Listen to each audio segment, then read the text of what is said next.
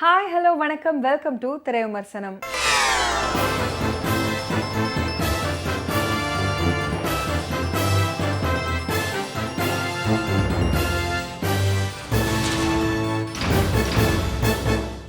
இன்னைக்கு திரை விமர்சனம் நிகழ்ச்சியில் நாம பார்க்க போற திரைப்படம் ஹவுஸ்மேட்ஸ். ஒரே வீட்டில் 2 காலகட்டங்களில் வசிக்கும் 2 ஹவுஸ்மேட்ஸுடைய கதை.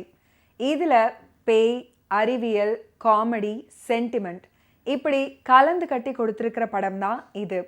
Sivakarthikeyan productions, play Smith studios மற்றும் சவுத் ஸ்டுடியோஸ் சார்பாக சிவகார்த்திகேயன், எஸ் விஜய் பிரகாஷ் ப்ரொடியூஸ் பண்ணியிருக்கிற இந்த படத்தில் தர்ஷன், அர்ஷா சாந்தினி பைஜு, காளி வெங்கட், வினோதினி வைத்தியநாதன், தீனா, கென்ரிக் ஆஷ்லி, அப்துல்லி இவங்கெல்லாம் இந்த படத்தில் நடிச்சிருக்காங்க. ராஜேஷ் முருகேசன் மியூசிக் பண்ணியிருக்கிற இந்த படத்துக்கு MS சதீஷ் சினிமோட்டோகிராஃபி பண்ணியிருக்காரு. இந்த மூவியை டைரக்ட் பண்ணியிருக்காரு ராஜவேல். கார்த்திக் என்ற தர்ஷன் மற்றும் அனுன்ற ஹர்ஷா இவங்களோட காதலுக்கு அனுவோட தந்தை எதிர்ப்பு தெரிவிக்கிறாரு. அவரை திருமணத்துக்கு சம்மதிக்க வைக்க 45 லட்சத்துல வேளச்சேரி அடுக்குமாடி குடியிருப்புல ஒரு பிளாக்ல தன்னுடைய பேர்ல ரொம்ப கஷ்டப்பட்டு ஒரு வீட்டை வாங்கி பதிவு பண்றாரு கார்த்திக். இருந்தாலும் அனுவோட தந்தை தன்னுடைய மகள் மூலமா கார்த்திக்கோட காதலுக்கு எதிர்ப்பு தெரிவிக்கிறாரு.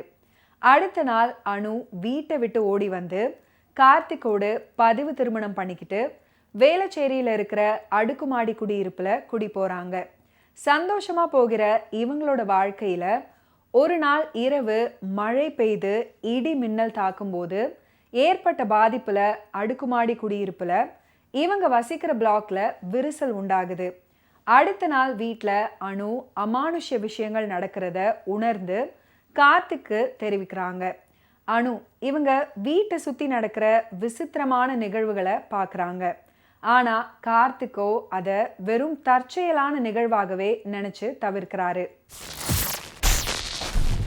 கார்த்திக்கோட வீட்டில் டிவி தானாகவே இயங்குற சத்தம், கதவு கிரீச்சுன்ற சத்தம், திரை சீலைகள் தட்டுவது, அலமாரிகள் சத்தம், பெட்ரூம் சுவற்றில் குழந்தையோட கிறுக்கல்கள், சில கேள்விகள் எழுதப்பட்டு இருக்கிறத பார்த்துட்டு கார்த்திக் நம்ப தொடங்குறாரு. கதையின் இடைக்கோடுகளில் ஒரு சமயத்தில் அதே வீட்டில் குழந்தையான மாஸ்டர் ஹென்ரிக்க பயமுறுத்தும் நிகழ்வுகள். அந்த குழந்தையோட பெற்றோர்கள் ரமேஷ் என்ற காளி வெங்கட் மற்றும் விஜய் என்ற வினோதினி வைத்தியநாதன் குடும்பத்தினருடன் தற்காலிகமாக ஒரு குடும்பமாக வாழ்வது. மற்றொரு குடும்பத்துக்கு தெரியாதபடி கார்த்திக் 2022 காலகட்டத்திலையும் ரமேஷ் 2012ஆம் ஆண்டு காலகட்டத்திலையும் வாழ்வதுமான நிகழ்வுகள் நடைபெறுது. 2 குடும்பத்தினரும் இது அமானுஷ்ய வேலை அப்படின்னு நினைக்கிறாங்க. ஒரு கட்டத்தில் கார்த்திக் குடும்பத்தினர் இது அமானுஷ்யம் இல்லை, இது டெசரக்ட் அறிவியல் விதிப்படி சிக்கி இருக்கிறதா புரிஞ்சுக்கிறாங்க. இதனிடையே 2 குடும்பங்கள் சுற்றி நடக்கும் சம்பவங்கள்ல இருந்து மீண்டு வர கார்த்திக் முயலும்போது அவர் அவருடைய வேலையை இழக்கிறாரு. மனைவி வருத்தத்தில் அவங்களோட பெற்றோர் வீட்டுக்கு போயிடுறாங்க. கார்த்திக் மற்றும் ரமேஷ் தங்களுடைய வீடுகளில் நடக்கும் நிகழ்வுகளுக்கான காரணம் என்ன, இந்த அறிவியல் சிக்கல்கள்ல இருந்து மீண்டு வர கார்த்திக் என்ன செய்தார், உண்மையில் ரமேஷ் மற்றும் விஜய் குடும்பம் ஒன்று சேர்ந்ததா இல்லையா அப்படின்றது தான் இந்த படத்தோட மீதி கதை. ஒரு விஞ்ஞான ரீதியிலான ஃபேண்டசி கதை.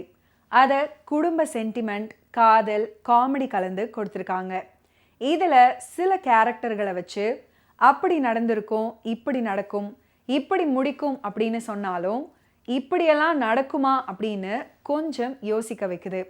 குறிப்பாக சொல்லணும்னா பொழுதுபோக்கான ஒரு படைப்பில் அறிவியல் மற்றும் ஆச்சரியத்தை புகுத்தி அதில் அதிர்ச்சிகரமான சம்பவங்களை சுவாரஸ்யமாக சொல்லி திரைக்கதையோடு பார்க்குறவங்களையும் டிராவல் பண்ண வைக்கிறாரு இந்த படத்தோட இயக்குனர் ராஜவேல். கார்த்திக்காக தர்ஷன், அவருடைய காதல் மனைவி அனுவாக அர்ஷா சாந்தினி பைஜு, இவங்க 2 பேரும் கணவன் மனைவியாக யதார்த்தமான நடிப்பை கொடுத்துருக்காங்க. ரவியாக காளி வெங்கட், அவருடைய மனைவி விஜயாக வினோதினி வைத்தியநாதன், அவருடைய மகனாக மாஸ்டர் ஹென்ரிக். இவங்க இயல்பான நடிப்பை வெளிப்படுத்தியிருக்காங்க. தீனா, அப்துல்லி மற்றும் இவங்களோட நடிச்சிருக்கிற எல்லாருமே படத்தின் திரைக்கதை ஓட்டத்துக்கு பலம் சேர்க்கிற வகையில் அவங்களோட நடிப்பை கொடுத்துருக்காங்க. ஒரே வீட்டை 2 விதமான கோணங்களில் காட்சிப்படுத்தி இருக்காரு இந்த படத்தோட சினிமாட்டோகிராஃபர் MS சதீஷ். ஒரே வீட்டில் நிகழும்படியாக பெரும்பாலான காட்சிகள் இருந்தாலும் வெவ்வேறு வடிவங்களாக காட்சிப்படுத்தி இருக்காரு இந்த படத்தோட சினிமாட்டோகிராஃபர் தன்னோட சினிமாட்டோகிராஃபியில். பிரேமம் புகழ், ராஜேஷ் முருகேசனின் பின்னணி இசை மற்றும் மோகன் ராஜன், உமாதேவி இவங்களோட லிரிக்ஸ் கதையோட காட்சிகளுக்கு உயிர்ப்பு. Editor Nishar Shareef, art director NK ராகுல், ஸ்டாண்ட் டைரக்டர் தினேஷ் காசி, நடன இயக்குனர் அசார் உட்பட தொழில்நுட்ப கலைஞர்களோட பணி படத்தின் நிறைவு. 2 குடும்பங்கள், வெவ்வேறு காலகட்டம், ஒரே இடம், இதை மைய கருவாக வச்சு படத்தோட ஃபர்ஸ்ட் ஆஃப் காதல் அமானுஷ்யம்னு சொல்லி செகண்ட் ஆஃப்ல கருணை பாசம் அப்படின்னு இந்த படத்தோட கதை நகருது. மொத்தத்தில் இது சைஃபை கதைக்களம். மீண்டும் அடுத்த வாரம் திரை விமர்சனம் நிகழ்ச்சியில் சந்திப்போம். அதுவரை நன்றி, வணக்கம்.